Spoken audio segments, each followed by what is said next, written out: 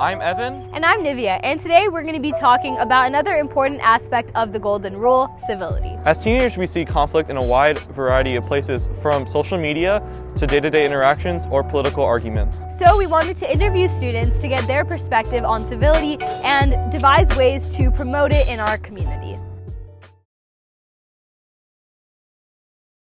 I think civility is about being polite and respectful to everybody regardless of your differences in opinion. It gets to a point sometimes where people just full on are like yelling at each other, and literal fights will break out because of bad disagreements between some idea. I think it lacks all over, especially with the political standpoints we have today. In the political world, a lot of people choose not to be civil, and they just choose not to agree, and they lock themselves into a position where they just don't want to agree with anyone else. They think their idea is correct. Honestly, just in general conduct, whenever people are talking, it seems to be really lacking just because people are so entrenched in their ideas. I just feel like it's easy to be indifferent rather than nice. I have a big blended family, and half of them are Mormon and half are not, so just religion, it's super hard to find people that are respectful without being super extreme on either side of the conservative or not conservative.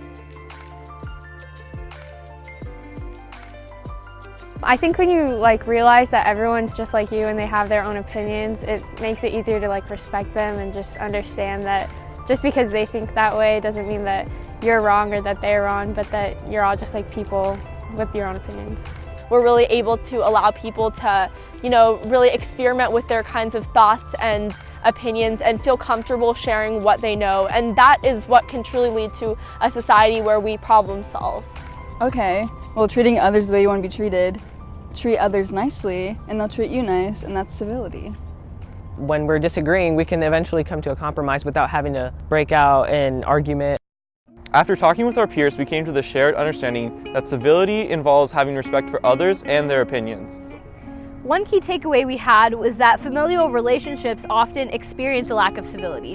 Whether that means discussing contrasting religious interpretations or political points, we can see that not prioritizing respect can detrimentally impact the relationships we have. Another place where we saw a lack of civility is politics.